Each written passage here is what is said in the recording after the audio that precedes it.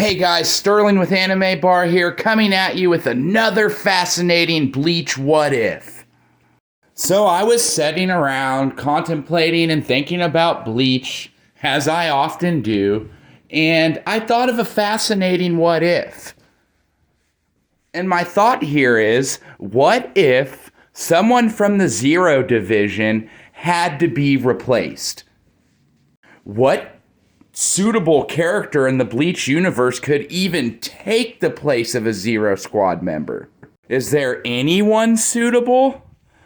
I have 3 candidates that I find extremely suitable, and I think you guys will find this thought experiment extremely fun. So let's get right into it. First of all, to make this what if function properly, we have to get a few things out of the way. First of all, everyone in the Zero Division is immortal. So in this what if, let's just say one of the Zero Division members either rebelled or were fighting some sort of enemy and had to be sealed away.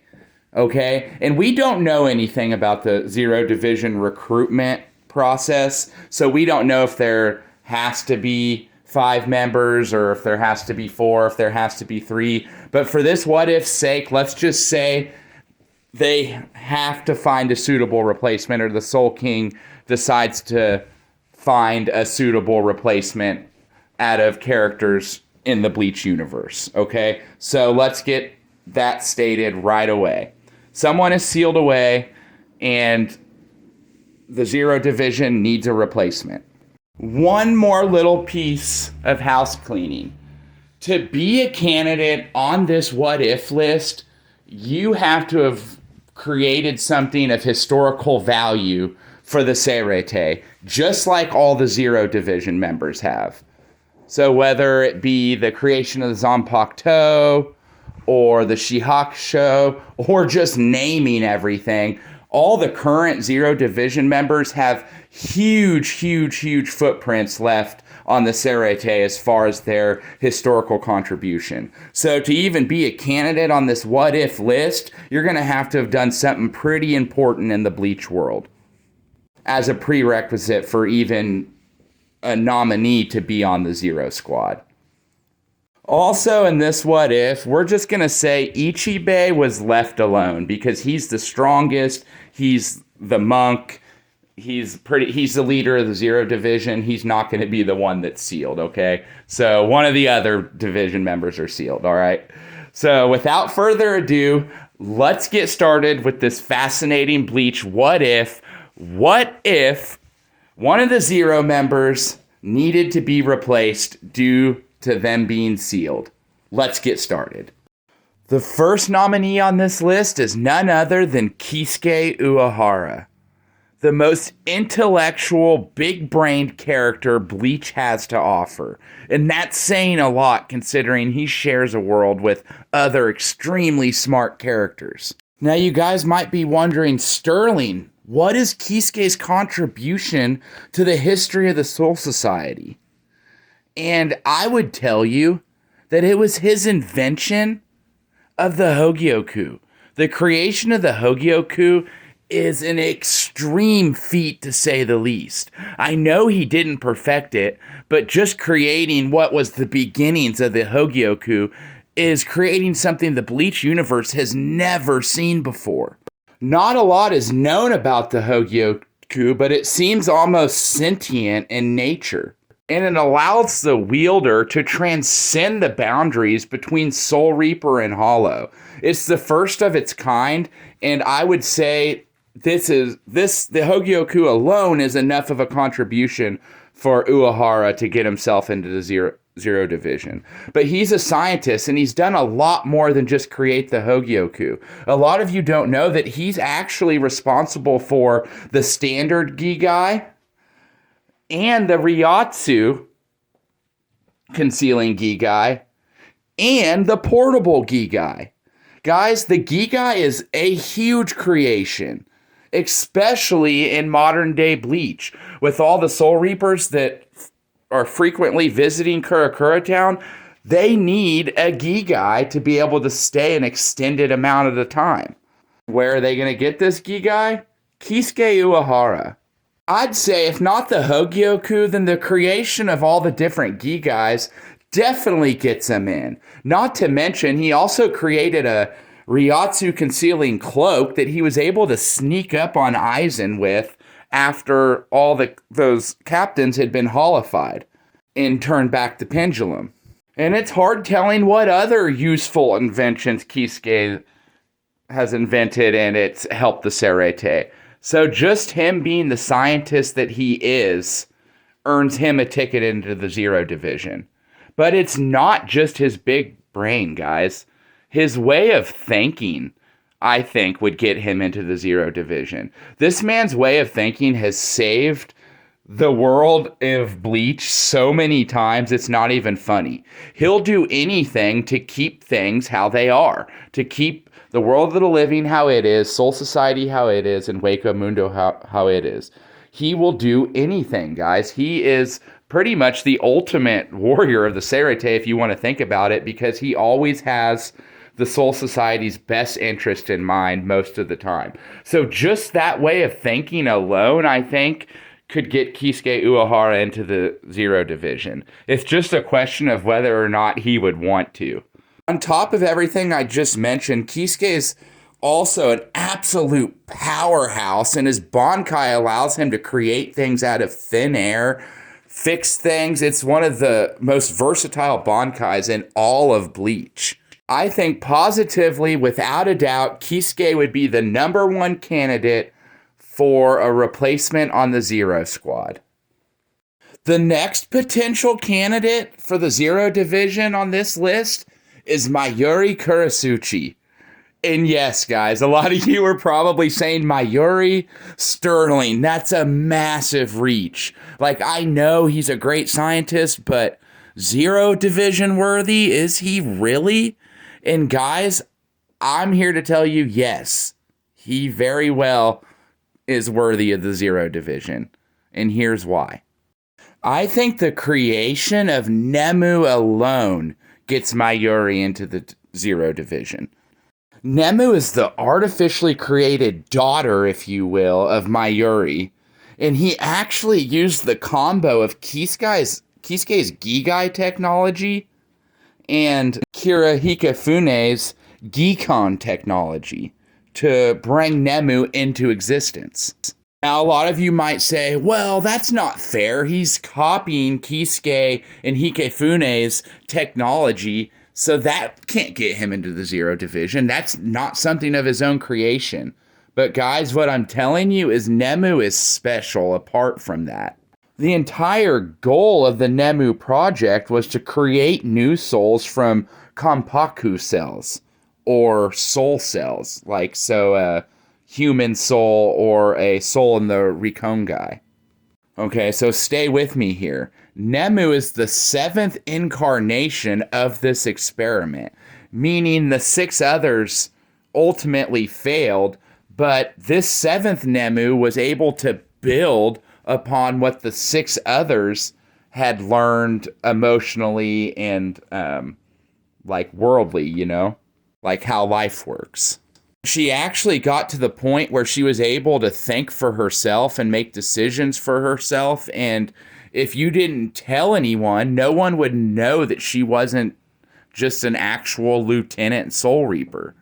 No one would know that she's life Mayuri created. So Nemu is way different than Kisuke's Gigai and Hikafune's Gikon technology, where she separates souls and Ryatsu. Now, I know that was a lot to take in, but Nemu is very, very, very special, and she's one of the most unique creations in Bleach.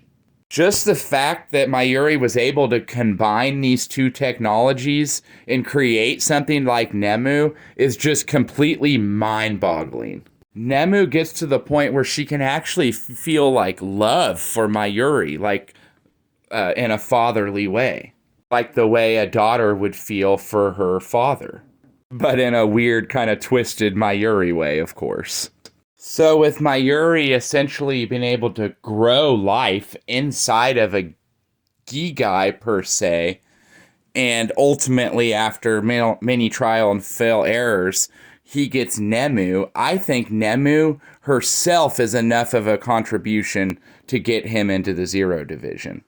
Also, as a caveat, Mayuri's research on Quincy is by far world renowned or Soul Society renowned. This man is the foremost, utmost knowledge on Quincy anywhere you can find. He's done so much research, like so much like twisted, weird, like body manipulation research, spiritual pressure research, ability research, any type of research or experiment you can think to run on a Quincy.